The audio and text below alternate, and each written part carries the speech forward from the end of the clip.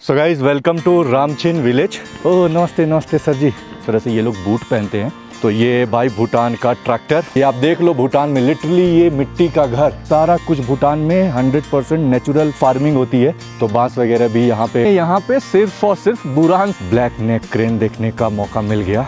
भूटान के गांव आपको किसी मूवी सेट से कम देखने को नहीं मिलेंगे। तो ये है भूटान कंट्री के अंदर ट्रेडिशनल हाउस। हर घर में आलू को इकट्ठा करने के लिए भी स्टोरेज बनाते हैं। इनके पास जानवर वगैरह हैं। जानवर में ज़्यादातर यहाँ पे आपको गाय, इलेक्ट्रिसिटी, बिजली फ्री मिलती है। यहाँ पे भी सभी लोग पान जरूर खाते हैं। तो सारे लोग यहाँ पे बैठ के पत्ता गोभी जो है कैबेज काटने में लगे हुए हैं। Bye bye, take care, bye bye bye. हम लोग 108 फ्लैग्स लगाते हैं। टंटो पिमलिंगपा है एक मास्टर जिसने हमारे यहाँ पर भूटान का ट्रेजर्स डिस्कवर किया।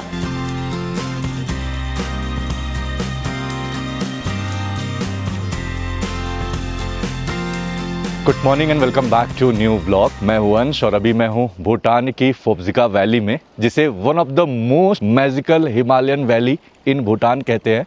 Welcome to Switzerland of Bhutan. Bhutan country के अंदर कंट्री साइड अगर आपको एक्सपीरियंस करना है तो लोग बोलते हैं आप फोब्जिका वैली आइए। ब्लैक नेक्ड क्रेन जिसके लिए भूटान जाना जाता है वो है फोब्जिका वैली के अंदर। आज है अपना डे 2 इस फोब्जिका वैली में। कल हम लोग अराउंड शाम के 6 बजे के आसपास यहाँ पे पहुंचे हुए थे। ये है अपना होटल ओडियाना होटल, जहाँ पे एक नाइट हमने स्पेंड किया फोब्जिका वैली के अंदर। जो यहाँ का कंट्री साइड है, specially farm life, agriculture life, authentic rural life, वो एक्सपीरियंस करने की कोशिश करते हैं।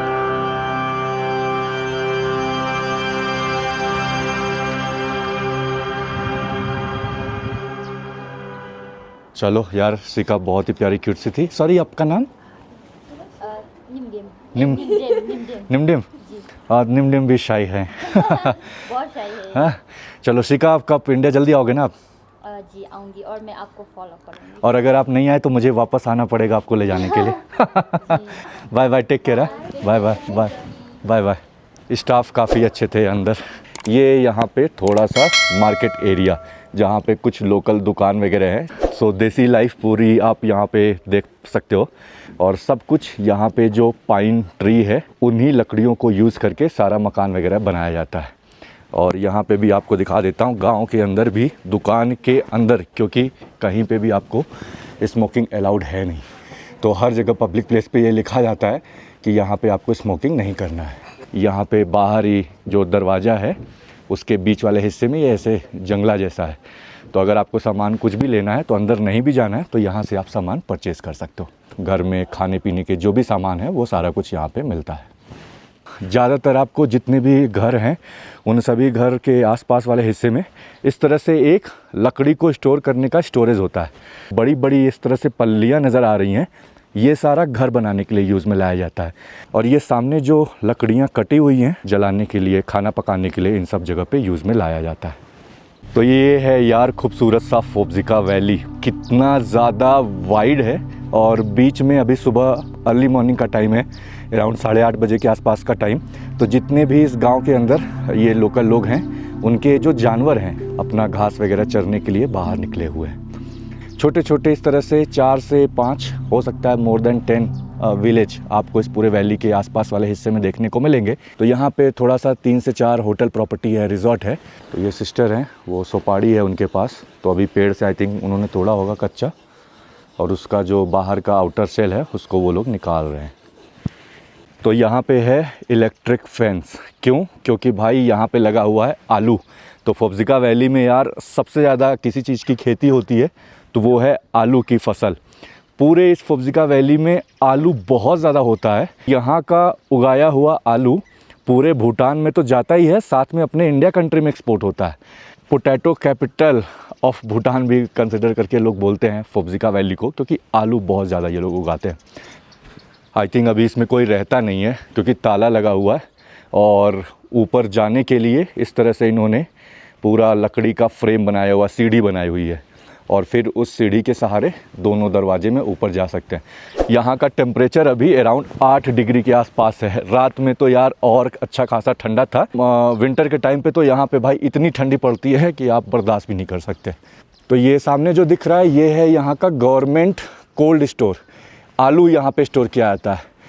तो यहाँ पे यार ठंडी होने की वजह से काफ़ी अलग अलग जो ठंडी के टाइम पे फ्रूट्स होते हैं उनके पेड़ आपको काफ़ी देखने को मिलेंगे। ये सामने किसी का बगीचा है बाकायदा, और यहाँ पे पीच और सेब भी होता है कुछ हिस्सों में, शायद पीच होता है, और भी जितने भी सीजनल विंटर में फ्रूट्स उग सकते हैं उससे रिलेटेड है। तो ये यहाँ पे फुब्जिका वैली के अंदर जितनी भी आसपास में बस्ती हैं उनका मैप वगैरह है। तो रामचेन प्राइमरी स्कूल एक सबसे आखिरी विलेज इस फुब्जिका वैली में जो है, एक ताफू करके है, एक रामचेन करके है। तो रामचेन ताफू एक ही एरिया में है। तो यहाँ पे अभी एक बाइक ग्रुप भी देखने को मिला, राइडर सारे राइड करने के लिए आए हुए हैं। तो काफ़ी लोग यहाँ पे इस तरह से पूरे वैली में राइडिंग के लिए भी आते हैं। ये तो इंडिया का अपना कोई ग्रुप है जिसको लीड यहाँ पे कोई लोकल टूर कंपनी वाला कर रहा है। तो बाइक अगर आपके पास है, पर डे के हिसाब से 4500 रुपये पर डे आपको बाइक का यहाँ पे टैक्स पे करना होगा। उसके अलावा SDF फ़ी 1200 रुपये जो आपको लगता है वो भी आपको पे करना होगा। यहीं अगर आप कार लेके यहाँ पे भूटान में आ रहे हो तो भी आपको 4500 रुपये per day as a tax और 1200 रुपये SDF फ़ी पर पर्सन पर नाइट के हिसाब से पे करना होगा। इस केस में एज अ इंडियन आप इंडिपेंडेंट ट्रैवल कर सकते हैं, बट इसके लिए जब आप किसी भी रूट को जाएंगे तो रूट के लिए स्पेशल परमिशन चाहिए होता है। उसके लिए भी शायद थोड़ा बहुत अलग से चार्जेस हैं।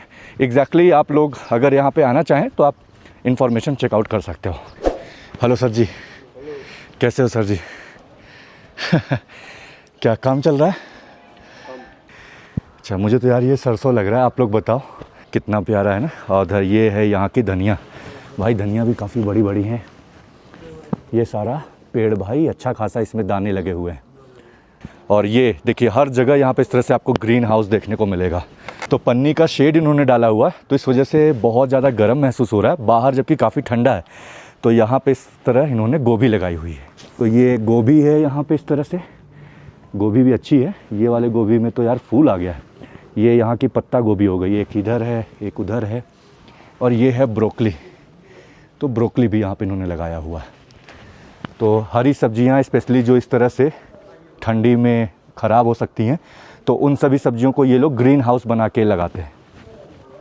यहाँ पे भी लगा हुआ है इस तरह से। ये मिर्ची का पेड़ है मुझे लग रहा है, आप लोग बताओ। हाँ मिर्चा ही है ये। प्याज, अब देखो प्याज में इस तरह से ऊपर फूल आ गए हैं, आई एम श्योर ये प्याज ही होगा।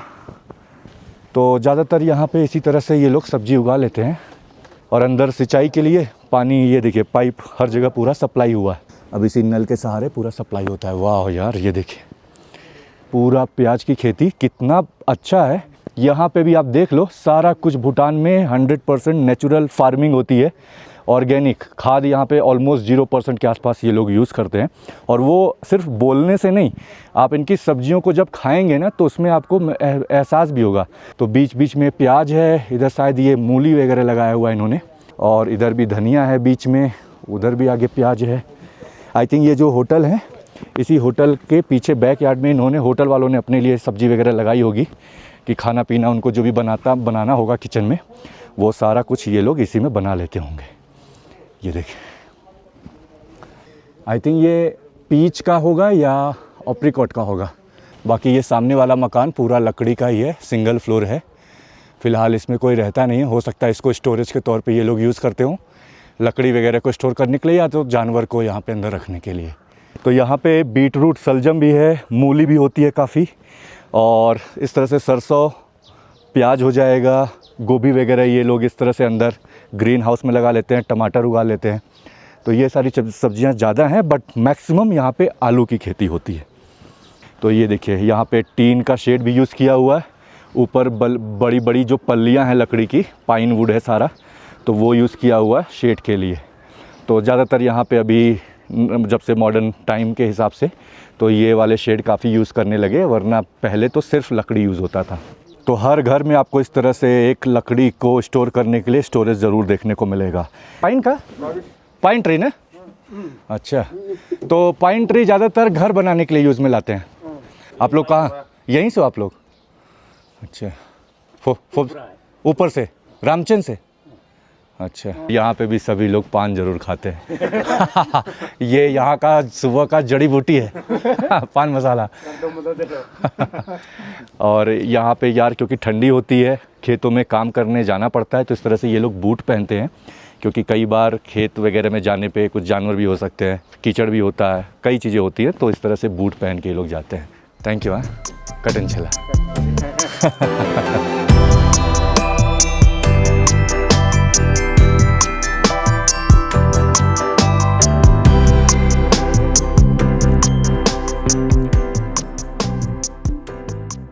सो guys, welcome to Ramchhin village. इस फुब्जिका वैली के अंदर मौजूद ऑलमोस्ट डेड एंड एरिया पे मौजूद है ये छोटा सा विलेज। गिन चुन के 100 लोग इस पूरे विलेज एरिया में रहते होंगे।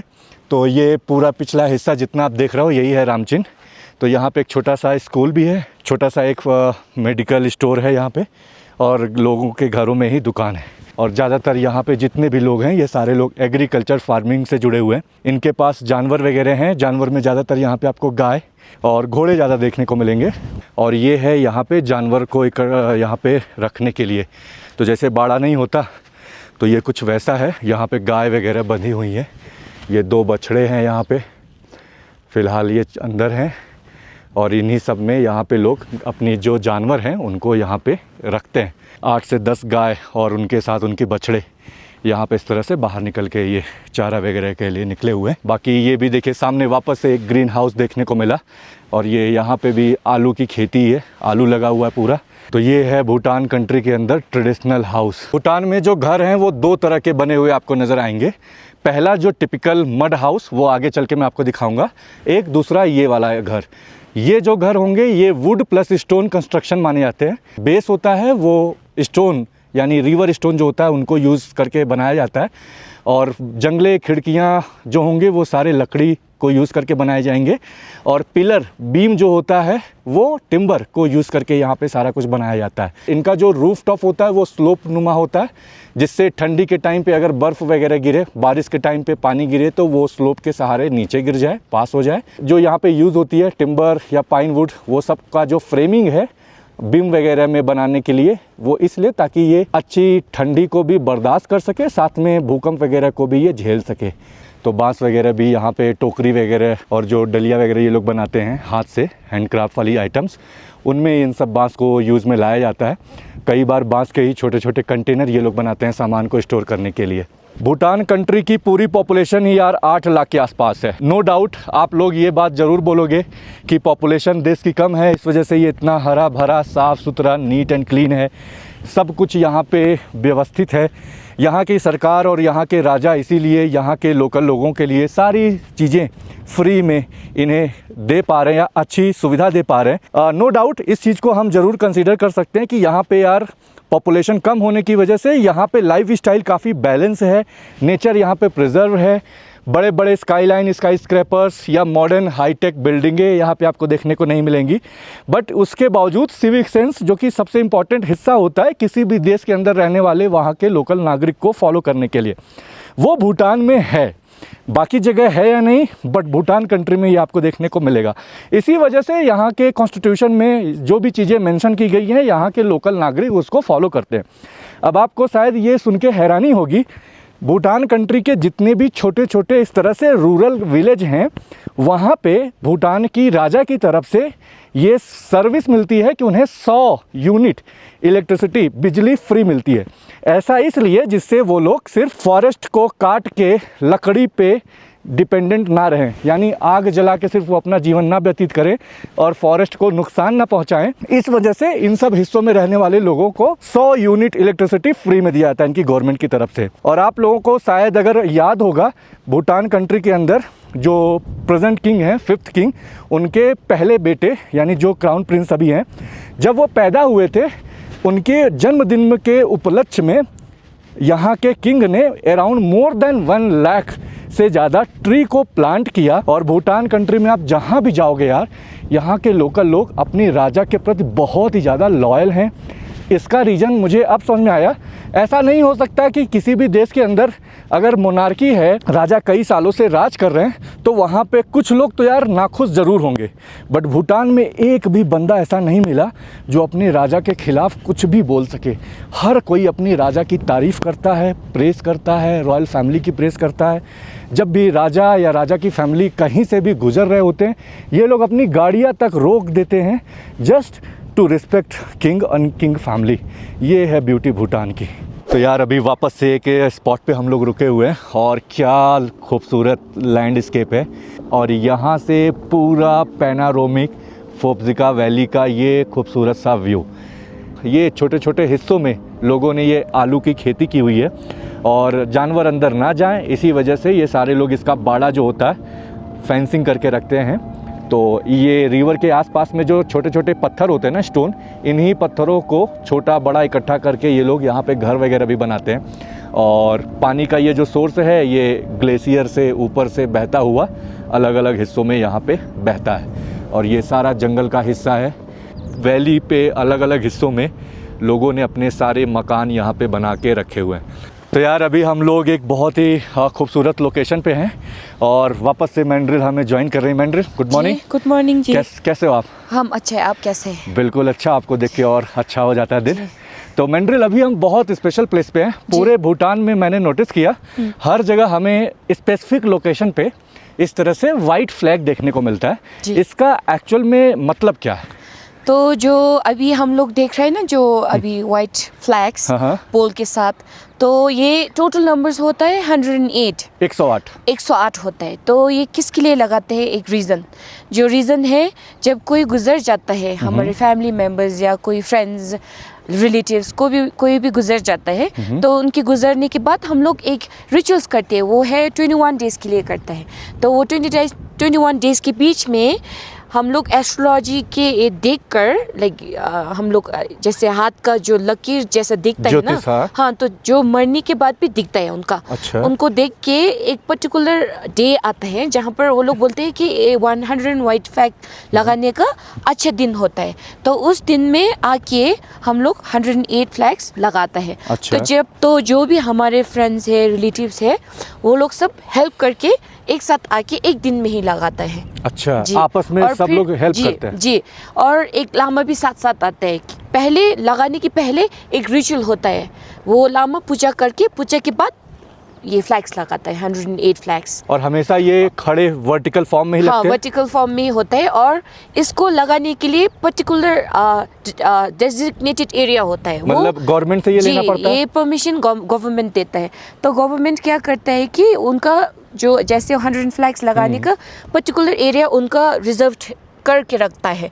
तो जब हम लोग लगाने का टाइम आता है तो गवर्नमेंट में जाके उनको बताना पड़ता है कि हमारे ऐसे 100 फ्लैग्स लगाने का एक जगह देने के लिए। तो जब वो लोग परमिट देके, वो लोग पर्टिकुलर प्लेस बताएगा कहाँ पर जाके लगाना है, उसमें जाके लगाना पड़ेगा। अपने आप खुद ब खुद खुशी नहीं लगा सकता है। अच्छा। गवर्नमेंट से परमिट लेके सब लगाएगा तो सब पूरे भूटान वैली में हर जगह ये फ्लैग ही लगा हुआ है। तो क्या करता है कि अभी जो हमारे सामने जो फ्लैग्स देख रहे हैं वो अभी इतना ओल्ड हो गए कि सब गिर भी रहा है, जो फ्लैग्स का फेड हो जा रहा है। हाँ, फेड हो जा रहा है। अभी नेक्स्ट जो कोई नया कोई गुजर जाएगा, उनका फ्लैग्स नया लगाना है, तो अब वो लोग क्या करेगा, इस ओल्ड को हटा के अभी उनको ये सेम जगह ही उनको डेजिग्नेट कर देगा, एलोकेट कर देगा। अच्छा। लगाने के लिए। ओके। भूटान कंट्री में जिस तरह से लोग जन्मदिन को सेलिब्रेट करते हैं या शादी को सेलिब्रेट करते हैं, उससे कहीं ज्यादा पैसा, कहीं ज्यादा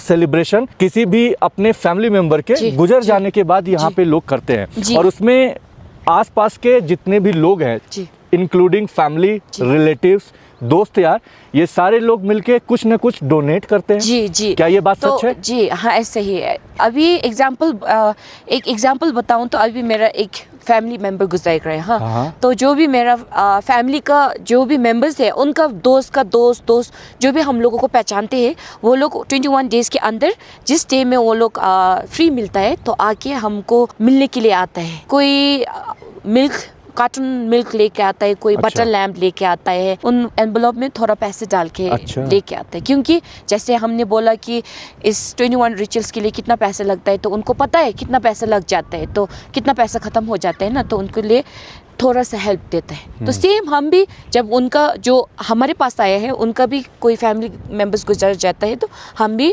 सेम उनको रिटर्न करने जाता है। सो इट्स अ रिलीजन, एक एक को हेल्प करने का रिलीजन है। तो भूटान में यार जब भी आप कभी इस तरह से वाइट कलर का प्रेयर फ्लैग देखें तो उसका मतलब जैसे मैंडल ने बताया ये होता है। और ये ऐसा नहीं है कि कहीं पे भी जाके पूरे वैली में कोई भी फैमिली वाला जाके अपने से ये प्रेयर फ्लैग लगा ले। ये डेजिग्नेटेड प्लेसेस हैं, जैसे ही आप देख रहे हो इसी प्लेस पे आके वापस से कोई दूसरी फैमिली वाला पहले परमिशन लेगा, अप्रूवल लेगा, फिर जाके इसको लगा पाता है। इसी के साथ बुद्धिस्ट फ्लैग जो कि यहाँ पे पूरे भूटान कंट्री के अंदर बुद्धिज़्म रिलीजन होने की वजह से लगाया जाता है। और जो 5 कलर प्रेयर फ्लैग आपको देखने को मिलते हैं वो आपको यहाँ पे देखने को मिलेगा। ऐसा लग रहा है कि हम लोग फूलों की वैली में घूम रहे हैं, चारों तरफ अलग अलग तरह की ये छोटे छोटे ये काफ़ी देखने को मिल रहा है।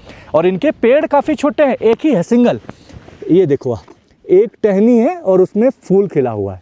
तो ये पूरा लाइन से यहाँ पे सिर्फ और सिर्फ बुरान सी है देखने को मिलेगा चारों तरफ। सब पेड़ काफ़ी छोटे हैं बट फूल जो हैं पूरे इस तरह से नीचे लटके हुए आपको नज़र आएंगे। और अभी पतझड़ जैसा भी आपको नीचे महसूस होगा। कुछ पत्तियाँ तो नीचे, फूल वगैरह कुछ नीचे गिर गई हैं, कुछ ऊपर पेड़ों में टहनियों में लगी हुई हैं। स्पेशली जानवर को यहाँ पे रखने के लिए इस तरह से लकड़ी के पूरे यार्ड बने हुए हैं, तो इस वजह से यहाँ पे कीचड़ वगैरह भी काफ़ी आपको देखने को मिलेगा। अराउंड 8 लाख की पॉपुलेशन में अराउंड 50 to 60% पॉपुलेशन भूटान के गाँव में रहती है। और यहाँ पे भी हर जगह लकड़ी स्टोर करके इन लोगों ने यहाँ पे रखा हुआ है। तो हवा काफ़ी तेज़ चलती है यहाँ पे, तो इस वजह से ऊपर आप शेड पे देख भी रहे होगे छोटे छोटे मोटे पत्थर को रखा हुआ है। भूटान के गांव आपको किसी मूवी सेट से कम देखने को नहीं मिलेंगे। एकदम लगेगा कि आप किसी बॉलीवुड हॉलीवुड के मूवी सीन में चले गए हो। घर के बाहर वाले हिस्से में आपको हाथ से पेंट किए हुए अलग अलग भूटानीज आर्किटेक्चर में जो इनका कल्चर है वो काफ़ी कुछ देखने को मिलेगा। ये सारा कुछ पेंटिंग हाथ से ये लोग बनाते हैं, जिसमें बुद्धिज़्म से रिलेटेड, भूटान कंट्री के अंदर जो बुद्धिज़्म है व्रजियाना बुद्धिज़्म, उनसे रिलेटेड वो सारी चीज़ें जो उनके कल्चर में हैं वो सारा कुछ इस घर के बाहर वाले हिस्से में ये लोग हाथ से पेंट करके बनाते हैं। ओह नमस्ते नमस्ते सर जी, कैसे हैं? अच्छे हैं? आपका घर किधर है? अच्छा इधर है। तो जानवर को रखने के लिए है ना, इसको लोकल लैंग्वेज में क्या बोलते हैं? नोचिम। अच्छा, नोचिम मीन्स नो मीन्स घर and chim means घर। अच्छा नोचिम। 아니 끼워침 앞에 끼워침 자슈 까미디 끼워침다 침도 까미디 노이침 ला दास का जो बड़ा वाला जो रूफ लगा हुआ है ना उसमें पोटैटोज रखता है, स्टोरेज। अच्छा, स्टोरेज। तो यहाँ पे हर गांव में हर घर में आलू को इकट्ठा करने के लिए भी स्टोरेज बनाते हैं। तो ये है यहाँ पे आलू को रखने के लिए स्टोरेज। पूरा लकड़ी वगैरह का फ्रेम तैयार करके इन्होंने इस स्टोरेज को तैयार किया हुआ है। और ये आलू ये तब तक रखते हैं 2 से 3 महीने, जब यहाँ पे सीजन कंप्लीट हो जाता है तो इसी आलू को ले जाके भूटान के बाकी के अलग डिस्ट्रिक्ट में, अलग शहर में और फिर अपने इंडिया में यहाँ से डिस्ट्रीब्यूट हो जाता है, एक्सपोर्ट ये लोग कर देते हैं। तो पूरे भूटान में जो मेन एग्रीकल्चर है वो सबसे ज़्यादा तो यहाँ पे चावल की खेती होती है। फुब्जिका वैली में तो आलू ज़्यादा होता है। वीट यानी गेहूँ भी यहाँ पे ये लोग लगाते हैं। बकवीट जिसको कुट्टू का आटा हम लोग अपने इंडिया में बोलते हैं वो यहाँ पे काफ़ी होता है। और भी चिली भी सबसे ज़्यादा यहाँ पे उगाया जाता है पूरे भूटान कंट्री के अंदर। ऐसा बोला जाता है कि भूटान दुनिया का एक ऐसा देश जहाँ पे मिर्ची सबसे ज़्यादा खाई जाती है। यानी यहाँ के लोग मिर्ची बहुत ही ज़्यादा यूज़ करते हैं। हर एक खाने में आपको मिर्ची देखने को मिलेगी। मिर्ची का सलाद, मिर्ची की चटनी, मिर्ची की सब्जी, मिर्ची का अचार, हर एक चीज़ आपको मिर्चा का यहाँ पे देखने को मिलेगा। एक दादी हैं सामने दिख रही हैं, तो यहाँ पे दादी लोगों को अजीम बुलाता है। नमस्ते अजीम। घास है उसको कूटने में, पीटने में लगी हुई हैं। और ये इसलिए कर रही हैं क्योंकि अभी ये हरा है, बाद में ये इनके जितने भी जानवर होंगे उनको चारा डालने के लिए यूज़ में लाया जाएगा। ये नल वगैरह है यहाँ पे, तो माउंटेन से पानी आता है और नीचे पाइप के थ्रू सप्लाई हुआ है और इसी पानी को ये लोग खाने पीने, नहाने धोने के लिए यूज़ में लेते हैं।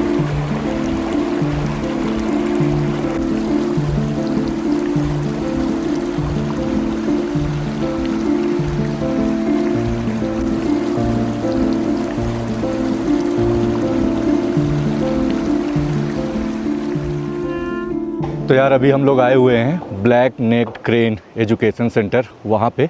तो फोब्जिका वैली जिसके लिए जाना आता है, चलिए अब वो देखने का टाइम आ चुका है। तो ये है यहाँ पे टिकट काउंटर। यहाँ पे आपको 200 इंडियन रुपीज़ पे करना होगा एंट्री फ़ी। तो ब्लैक नेक क्रेन जो है यार, ये बहुत ही स्पेशल बर्ड है। तिब्बत से माइग्रेट होके ये भूटान के स्पेशली फोब्जिका वैली जहाँ पे हम लोग मौजूद हैं, यहाँ पे ये माइग्रेट होके लैंड करते हैं। तो यार फाइनली हमें ब्लैक नेक क्रेन देखने का मौका मिल गया। वाह! तो यहाँ पे फ़िलहाल 2 देखने को मिल रहे हैं। इसका जो नेक है वो कितना लंबा है, ऊपर माथे पे रेड और ऑरेंज इस तरह से एक अलग ही यूनिक कलर कॉम्बिनेशन देखने को मिल रहा है। ब्लैक भी है। चोंच जो है उसकी वो काफ़ी बड़ी है। ओह, पैर इसका देखो इस वक्त कितना बड़ा है, पतला पैर है। ओह वाह! तो आप देख सकते हो कि इनको यार मोस्टली वेटलैंड चाहिए होता है, यानी ग्रास होना चाहिए। इस तरह से इंसेक्ट्स जो होते हैं, कीड़े वगैरह, उन्हीं को ये लोग खाते हैं। तो अभी जस्ट लाइव उसने कैच किया।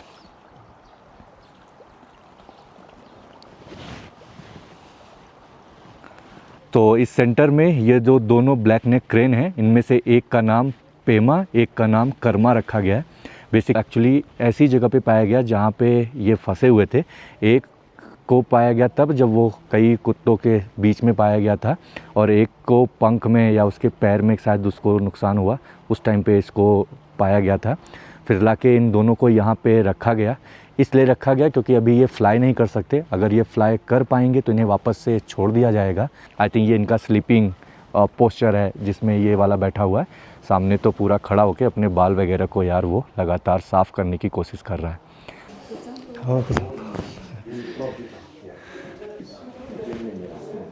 तो अभी हम लोग इस ब्लैक नेक क्रेन के एजुकेशनल सेंटर के अंदर मौजूद हैं, और अभी पिछले वाले सेक्शन में यहाँ पे टीवी के अंदर पूरा एक प्रॉपर इन्फॉर्मेशन सारा कुछ इस ब्लैक नेक क्रेन के बारे में बताया गया।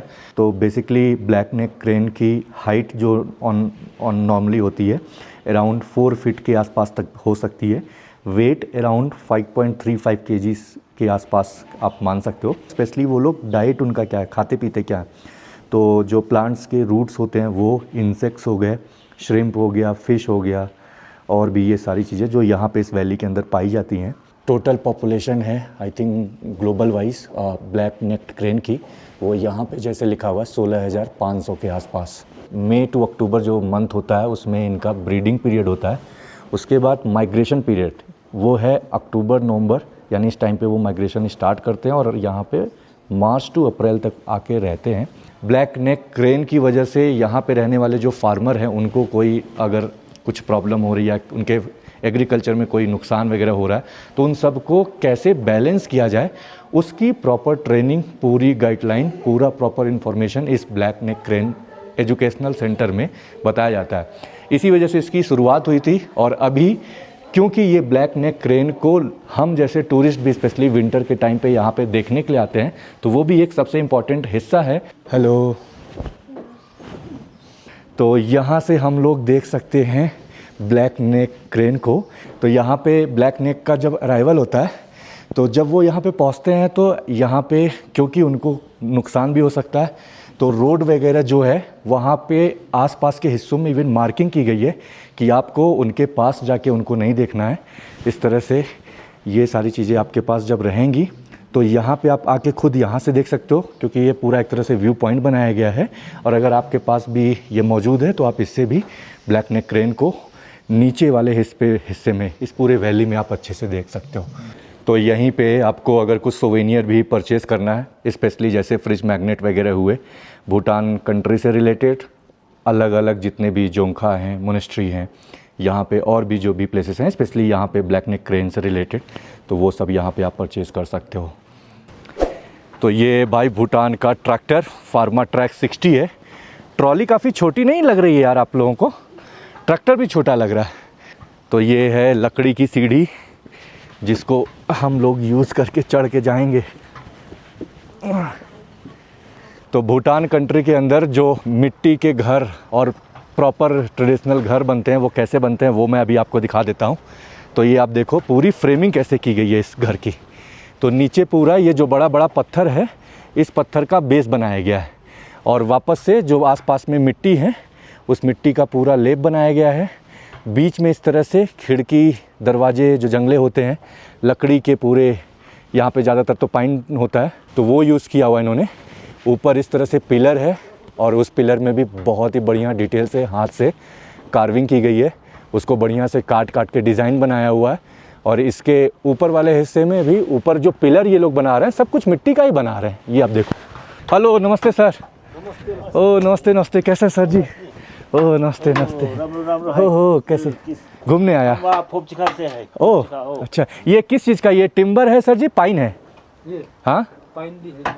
पाइन लकड़ी, ये जो पाइन फॉरेस्ट है ना, पाइन ट्री मतलब। और ये जो मकान बना हुआ है ये भी पाइन लकड़ी को ही यूज़ करके बनाया गया है। तो आप लोग इसका फ्रेम बना रहे हो, ये जो घर में यूज़ होगा? अच्छा, जो पाइन ट्री है उसी लकड़ी का पूरा ये स्ट्रक्चर है। अब इसी को ये लोग हाथ से इस तरह से अलग अलग डिज़ाइन बना के कार्व कर रहे हैं और इसी को ये लोग इस तरह के घर बनाने में यूज़ में लाएंगे सारा। इसमें सीमेंट नहीं लगा हुआ, बिल्कुल भी सीमेंट नहीं है, सिर्फ मिट्टी है। भूटान के गांव में, दूर दराज इलाके में, पूरे भूटान कंट्री में जहां भी आप जाएंगे इस तरह से मिट्टी के मकान आपको बने हुए नज़र आएंगे। तो बाहर से जब ये मकान पूरा कंप्लीट हो जाएगा इतना खूबसूरत इसका डिज़ाइन होगा कि आप इसको एज्यूम नहीं कर पाओगे कि वाकई ये मकान मिट्टी का बना हुआ है क्या। बट मिट्टी का पूरा बना हुआ है, नीचे बेस देने के लिए ताकि ये अच्छे से मजबूत टिका रहे तो पत्थर इन्होंने यूज़ किया हुआ है। बाकी सारा कुछ यहाँ पे पाइन ट्री ज़्यादा है तो पाइन की लकड़ी यूज़ की गई और अंदर पूरा बनाया गया। यहाँ पे देखिए ये लोगों ने भी भाई पूजा पाठ किया हुआ है तो इस तरह से इन्होंने कुछ बनाया हुआ है, मंदिर वगैरह। और अंदर ये देखिए, थोड़ा सा चल के मैं आपको दिखाता हूँ। वाह हो, बहुत ज़्यादा ठंडा है यार ये सारा। और बीच बीच में इस तरह से इन्होंने होल किया हुआ है। तो ये काफ़ी बड़ा हॉल है। इधर ये दूसरे साइड में है, आप देख लीजिए पूरा इस तरह से पिलर वगैरह सब कुछ लकड़ी को यूज़ करके यहाँ पे ये लोग बनाते हैं। तो मैक्सिमम एक तो इस तरह का स्टोन, फिर मिट्टी और लकड़ी, और लास्ट वाले सेक्शन में क्योंकि यहाँ पे कंक्रीट का प्लास्टर लिंटर जैसे हम लोग अपने इंडिया में करते हैं, लिंटर यहाँ पे भूटान में कहीं भी अलाउड है नहीं। तो इस वजह से इनको टीन का शेड या लकड़ी का ही शेड ऊपर छत के लिए रूफ में डालना होता है। ये आप देख लो, भूटान में लिटरली ये मिट्टी का घर इतना खूबसूरत, इतना बड़ा और नए तरीके से कैसे बनाया जा सकता है, ये है उसका लाइव एग्जाम्पल। ठंडा इतना है, ऑलरेडी ये वैली ठंडी है, बट भूटान के किसी भी एरिया में जाओ, मकान जितने भी होंगे घरों में, वो आपको ट्रेडिशनल मकान वो कुछ इसी तरह से देखने को मिलेंगे। अभी कुछ मकान कंक्रीट को पूरा यूज़ करके लोग बना रहे हैं, नया वाला हिस्सा, बट ज़्यादातर आपको इसी तरह से देखने को मिलेगा। हेलो, वाह, इधर भी देखिए लोगों के ऊपर तक मकान है पूरे, कुछ सब्जी वगैरह भी लगाया हुआ है, ऊपर भी पूरा जंगल का हिस्सा है। ये सारा यहाँ पे स्टोरेज वगैरह है।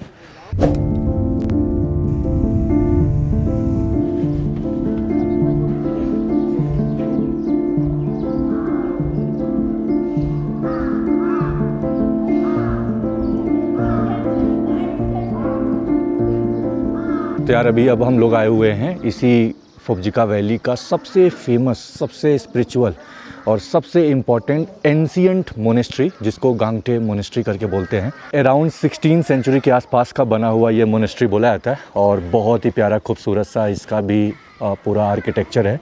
तो यार यहाँ पे अभी रिसेंट में ही एंट्री टिकट यहाँ पे इन्होंने इंट्रोड्यूस किया क्योंकि इस पूरे मोनेस्ट्री का रिनोवेशन वगैरह हो रहा है, तो उसी में सपोर्ट के लिए 200 Indian rupees या 200 Bhutanese nutram. So gang means it's a hillock, and te means it's a peak. So that's why it's called as Gangte. It's built on a hillock peak, so that's why it's called as Gangte. And here inside this Gangte temple, which is surrounding the central tower. So the main is the central tower. Surrounding the central tower are the hostels and classrooms for the monastic students who are studying here. Monks. For monks के लिए जो लोग यहाँ पर पढ़ाई कर रहे हैं, उन लोगों के लिए हॉस्टल्स और उन लोगों के लिए क्लासेस। और यहाँ पर जो सेंट्रल टावर है उसके अंदर है मेन टेम्पल। अच्छा जी, अभी हम लोग अंदर जाके आपको अंदर क्या क्या है वो दिखाता हूँ आप लोगों को। और जो ब्लैक नेक क्रेन फेस्टिवल होता है वो इस ग्राउंड में ही होता है 11th नवंबर पर। 11 नवंबर को यहाँ पे ब्लैक नेक क्रेन जो फेस्टिवल है वो इसी प्लेस पे होता है, इस ग्राउंड में ही होता है। और वो फेस्टिवल में जो लोग होते हैं वो ब्लैक नेक क्रेन की तरह वो ड्रेस अटायर लगा के ब्लैक नेक क्रेन के ब्लैक नेक क्रेन का उनका डिज़ाइन का मास्क बनाते हैं, क्लोथ्स बना के अच्छा।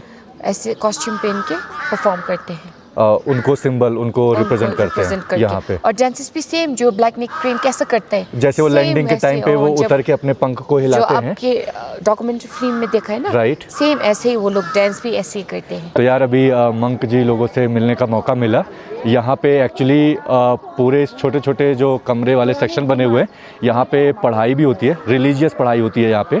आज यहाँ पे टेम्पल के अंदर एक स्पेशल पूजा हो रहा है, जिसकी वजह से उस पढ़ाई को अभी हम लोग नहीं देख पा रहे, बट ये सेक्शन है, यहीं पे ये लोग रहते भी हैं। आप लोग यहाँ पर रहते भी हैं, राइट?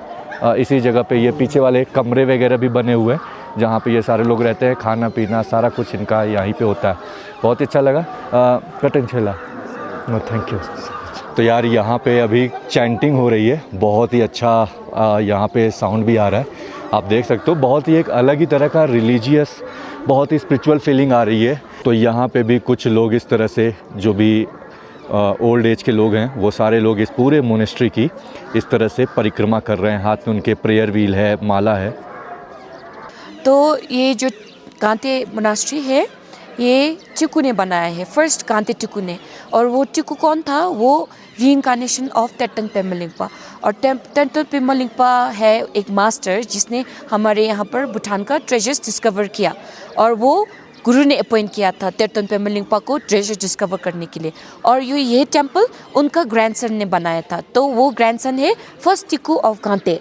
अभी फर्स्ट टिकू से लेके 9 टिकू तक पहुँच गया है। अभी जो टेम्पल को देख रहा है, जो स्टूडेंट्स मंक्स को देख रहा है, उनको पढ़ाई कर रहे हैं और टेम्पल को अच्छे से रख रहा है, वो 9th टिकू है।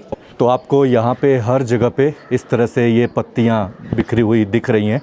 तो डंडी टहनी के साथ ये सारी पत्तियाँ हैं। ये स्ट्रक्चर आपको हर जगह जहाँ भी आप जाते होंगे, स्पेशली मोनेस्ट्री जहाँ पे होगा, वहाँ पे ज़रूर देखने को मिलेगा। तो यहाँ पे इन्हीं पत्तियों को अंदर डाल के जलाया जाता है। एक तरह से जैसे हम लोग अपने हिंदुज़म में धूप बत्ती अगरबत्ती मंदिर में जाने के लिए चढ़ाते हैं, कुछ वैसा ही बुद्धिज़्म में मोनेस्ट्री के बाहर वाले हिस्से में इस तरह से ये एक स्ट्रक्चर होता है, स्तूपा की तरह का ही आपको देखने को मिलेगा, जहाँ पे इस लकड़ी को, इसके पत्तियों को अंदर डाल के खूब ढेर सारा जलाते हैं। तो यार अभी जस्ट मैं इस गंगटे मोनेस्ट्री के अंदर मेन टेम्पल का जो कॉम्प्लेक्स हिस्सा है वहाँ पे गया। अंदर फोटोग्राफी वीडियोग्राफी अलाउड है नहीं। भगवान गौतम बुद्धा जी की 7 मूर्तियाँ देखने को मिली। 3 मूर्ति पास्ट बुद्धा, 3 मूर्ति फ्यूचर बुद्धा और 1 मूर्ति जो प्रेजेंट बुद्धा, वो देखने को मिला। साथ में वहाँ पे नेचुरल केक और तारा देवी, अलग अलग जो भूटान कंट्री के अंदर और ओवरऑल जो बुद्धिज़्म से रिलेटेड सारी चीज़ें हैं, वो पूरे दीवार पे पेंटिंग्स के रूप में, और इस मोनेस्ट्री को जो बनाया हुआ उनके बारे में, साथ में और भी छोटे छोटे जो यहाँ पे बुद्धिज़्म में अलग अलग तरह के गुरु हुए, जो मंक्स हुए, उन सब के बारे में वहाँ पे रखा गया। छोटी छोटी मूर्तियाँ रखी गई हैं मोनेस्ट्री के अंदर। तो सारे लोग यहाँ पे बैठ के एक साथ इकट्ठा होके पत्ता गोभी जो है, कैबेज, उसको ये सारे लोग काटने में लगे हुए हैं। तो अभी पूजा पाठ हो रही है, तो हो सकता है सारे लोग मिलके यहाँ पे खाना पीना वो सारा कुछ खाएंगे।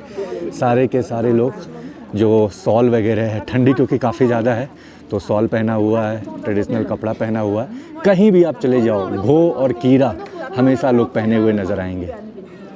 सबके चेहरे एकदम लाल, पूरा लाल लाल चेहरा आपको देखने को मिलेगा।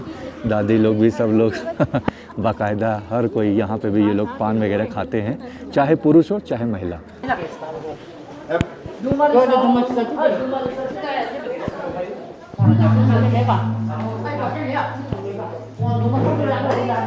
तो ये केवा दासी है जिसमें चीज़ और आलू है, ये इनका रेड राइस है, और ये तो एमा दासी है, दाल, इधर है दाल, एंड दिस इज एगप्लांट दासी। एक प्लांट दासी नहीं, इसमें शिमला मिर्च है, एक प्लांट भी है, हाँ? और मशरूम्स भी है। अच्छा, मिक्स सब्जियां हैं, मशरूम एंड चीज़ मिला हुआ है। चीज़। अच्छा, अलग अलग तरह की सब्जियां जिसमें चीज़ मिलाया हुआ है इन्होंने, चाय वगैरह है। तो इसको ये लोग जाओ मांगो करके ऐसा बोल रहे हैं, और ये बहुत ही अच्छा होता है। और ये भूटान कंट्री के अंदर ये बिस्किट बहुत ही अच्छा है। तो यहाँ पे ये खाने पीने का कैंटीन टाइप का है, जहाँ पे आज के दिन क्योंकि शायद यहाँ पे पूजा पाठ हो रहा है, तो उसी वजह से यहाँ पे ये खाना पीना भी इन्होंने और अरेंज करके रखा हुआ है। तो लोकल खाना जिसको खाना है, तो हम लोग जैसे टूरिस्ट लोग भी यहाँ पे, जो लोग भी आ रहे हैं, वो सारे लोग भी यहाँ पे यहाँ पे बना हुआ लोकल खाना खा रहे हैं और साथ में यहाँ पे जो भी मंक लोग हैं वो सारे लोग भी यहाँ पे खा रहे हैं। तो यहाँ यार अभी हम लोगों ने मोनेस्ट्री में जो खाना खाया वो बहुत ही ज़्यादा अच्छा था। बेसिकली इन सब गांव में, दूर दराज इलाकों में और आई थिंक पूरे भूटान में जहाँ भी आप जाएंगे, specially rural part of country side जो एरिया होता है, वहाँ पे आपको खाना हमेशा इस तरह से होममेड, ऑर्गेनिक और लोकल इंग्रेडिएंट्स जो होते हैं उनको यूज़ किया हुआ मिलेगा। अब ऑलमोस्ट यार दोपहर के 2 बज चुके हैं, तो अब निकलते हैं इस फोब्जिका वैली से बाहर। फिलहाल ये था यार मेरा ओवरऑल एक्सपीरियंस इस खूबसूरत से फोब्जिका वैली का। आई एम श्योर आप लोगों ने पूरे इस वीडियो को एंजॉय किया होगा। जैसा भी आपको ये वीडियो लगा है, प्लीज़ अपना फीडबैक नीचे कमेंट में जाकर ज़रूर शेयर करिए। चैनल को सब्सक्राइब कर लिया करिए अगर आपने अभी तक नहीं किया है। बेल आइकन आप प्रेस करना, थैंक्स और ज्वाइन बटन के क्लिक करके आप मुझे सपोर्ट कर सकते हो। और अच्छे खासे रील्स के लिए फेसबुक और इंस्टाग्राम पे आप मुझे फॉलो कर लेना। तो यार इस वीडियो में रखते हैं इतना ही। अब मैं मिलता हूँ आपसे एक नेक्स्ट वीडियो में। तब तक bye bye, take care from Bhutan, Phobjikha valley.